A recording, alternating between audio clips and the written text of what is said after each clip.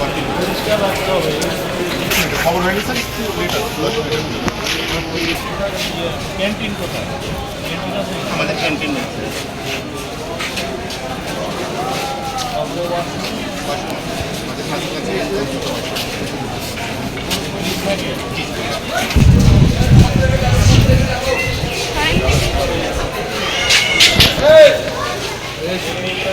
আসসালামু আলাইকুম। হ্যাঁ, জি জি জি।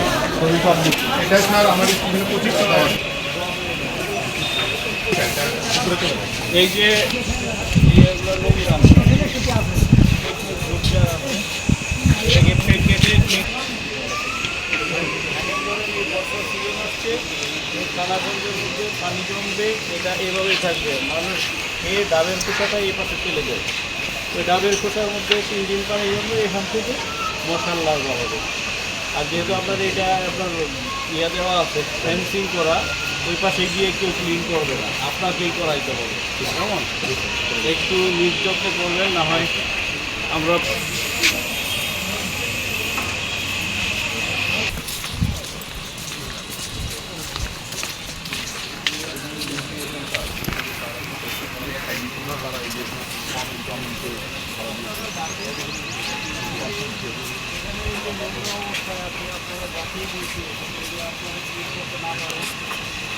নির্দেশনা পালন করছে না, সেক্ষেত্রে আমরা এই বিষয়ে হস্তক্ষেপ করবো, সহযোগিতা করবো। কিন্তু যে কোনো উপায় হোক এই জায়গা পরিষ্কার রাখতে হবে।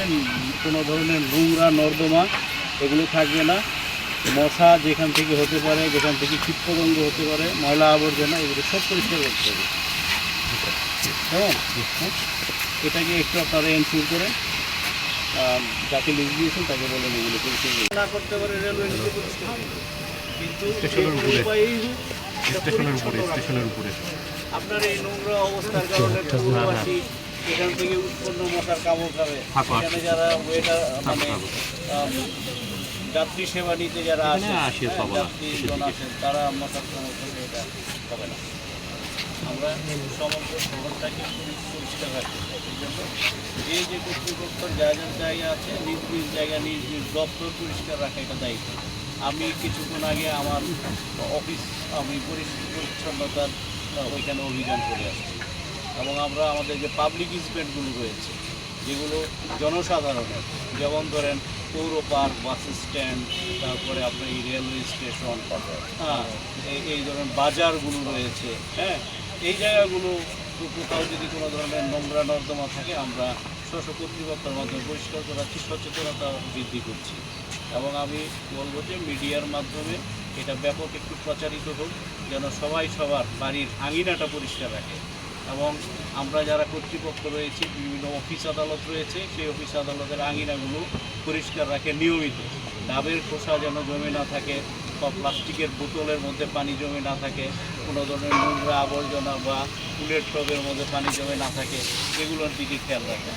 বর্তমান সরকার মাননীয় প্রধানমন্ত্রী জনাব তারেক রহমান সরাসরি নির্দেশনা দিয়েছেন যে কোনো প্রকার ময়লা আবর্জনা বা নর্দমা এগুলোর মধ্যে যেগুলিতে মশা ছড়ায় এগুলোকে ধ্বংস করতে হবে, পরিষ্কার পরিচ্ছন্ন রাখতে হবে, এবং প্রতি শনিবারে বিশেষভাবে অভিযান পরিচালনা করতে হবে।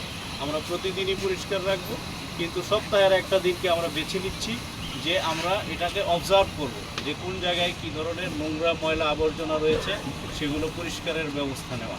তো আমি আহ্বান জানাচ্ছি যে গাইবান্ধা জেলার সকল জনগণকে, বিশেষভাবে আমাদের এই পৌরসভার এই যারা এখানে আছেন প্রত্যেকেই আমরা আমাদের বাড়ির আঙিনাটা পরিষ্কার করি।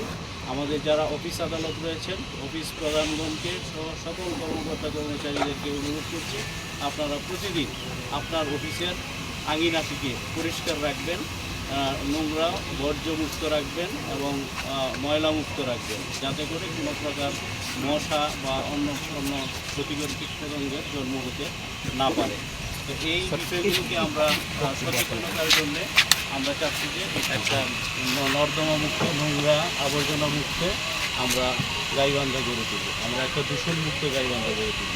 এবং আমাদের নেক্সট পদক্ষেপ হচ্ছে আমরা আমাদের যে ঘাঘট নদীর মধ্যে আমাদের যে প্রচুর কচুরিপানা রয়েছে, যেটা আসলে একটা বিরাট সোর্স আমাদের এই মশকের, তো এটিকে আমরা দূর করার জন্য উদ্যোগ নিচ্ছি।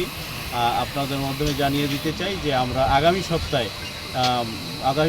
সপ্তাহের মধ্যে এটার একটা গুরুত্বপূর্ণ পোর্শন, বিশেষভাবে আমাদের যে মুক্ত মঞ্চ রয়েছে সেই পর্যন্ত জায়গাটাকে আমরা পরিষ্কার করতে চাই। স্বেচ্ছাসেবী হিসেবে যারা কাজ করতে চান, আমাদের পৌরসভা সহ জেলা প্রশাসন কর্তৃপক্ষ সবাই মিলে আমরা কাজ করে আমাদের এই নদীটি যে কচুরিপানা আবর্জনা এগুলিকে পরিষ্কার করে মশামুক্ত করতে চাই।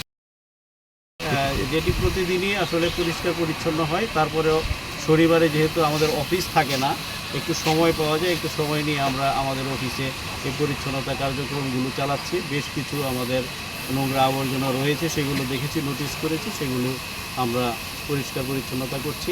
আমরা এই রেলওয়ে স্টেশনে আসলাম, কারণ এটা একটা অনেক যাত্রী এর মাধ্যম দিয়ে যায় এবং আশেপাশে একটু নোংরা অবস্থা আমি দেখেছি, সেই জন্যেই আসা। তাদেরকে একটু অনুরোধ করা কর্তৃপক্ষকে, যাতে রেলওয়ে কর্তৃপক্ষ এই সমস্যাগুলিকে একটু চিহ্নিত করে দূর করে।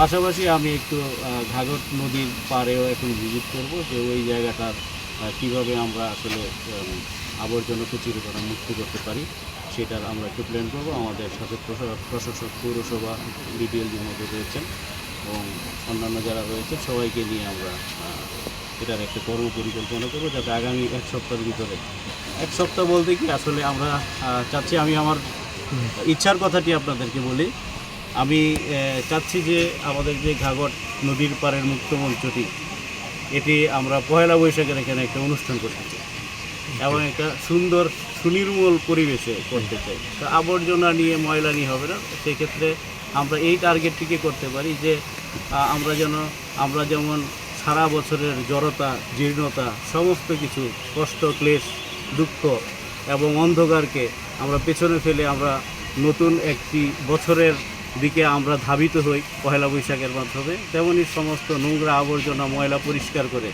আমরা একটা পয়লা বৈশাখ করি সুন্দর ঘাঘট নদীর পাড়ে। এটা আমাদের জন্য একটা সবার জন্যই একটা বার্তা যাবে এবং একটা সুন্দর নির্মল পরিবেশ আমাদের এই গাইবান্ধাবাসী পাবে। স্যার, একটা বিষয় যে এই প্রথম গাইবান্ধা জেলার সমগ্র চেয়ারম্যানকে যারা আছে স্থানীয় সরকার পর্যায়ে, তাদেরকে ডেকে কিন্তু আগাম সতর্ক দিয়েছেন যেন কোনো ক্রমে নোংরা না থাকে, পরিষ্কার পরিচ্ছন্ন থাকে। এবং এই প্রথম আমি জানতে পেরেছি যে আপনি চেয়ারম্যানদেরও নির্দেশনা দিয়েছেন। এটি কিন্তু আমরা বলতে পারি কি গাইবান্ধার উন্নতির দিকে যাচ্ছে, এটারই একটা ফসল। আপনারা জানেন যে গাইবান্ধা জেলার যে ইউনিয়নগুলো রয়েছে, এই সবগুলো ইউনিয়নকে এক করলেই তো গাইবান্ধা জেলা। তা আমরা যদি ইউনিয়ন পরিষদের চেয়ারম্যানদেরকে একটু সেন্সিটাইজ করি, ওনার আগে ওনাদের পরিষদের মেম্বারদেরকে সেন্সিটাইজ করবে, যারা যেহেতু জনপ্রতিনিধি, জনগণকে নিয়ে তারা কাজ করবে। তো তাদের এঙ্গেজমেন্ট ছাড়া তো আসলে গাইবান্ধার যে এই আবর্জনা ময়লা মুক্ত এবং এটা আসলে বাস্তবায়ন করা সম্ভব না। সেই জন্য আসলে তাদেরকে আমি একটা টার্গেট গ্রুপ হিসেবে বেছে নিয়েছি, তাদেরকে বলেছি এবং নির্দেশনা দিয়েছি, তারা অ্যাকর্ডিংলি কাজ করছে। প্রতিটি উপজেলা নির্বাহী অফিসারগণ কাজ করছেন, তাদের টিমমেটদের নিয়ে উপজেলা পরিষদে যে সকল ডিপার্টমেন্টগুলো রয়েছে সবাইকে নিয়ে কাজ করছে। আসলে আমরা এই আবর্জনা মুক্ত, দূষণ মুক্ত একটি গাইবান্ধা যাতে আমরা উপহার দিতে পারি জনগণকে, সেজন্য সরকারের নির্দেশনায় আমরা যথাযথ পদক্ষেপ নিচ্ছি। ধন্যবাদ।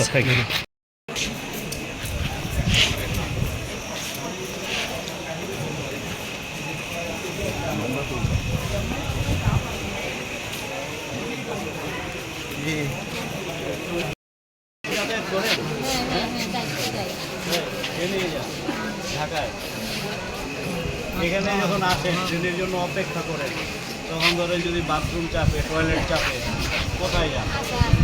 হ্যাঁ, আছে পরিষ্কার কিনা? তারপরে এই যে এখানে বসে আছেন ফ্লোরে, বসার কি বেশি মানে বসার জায়গা পান? হ্যাঁ,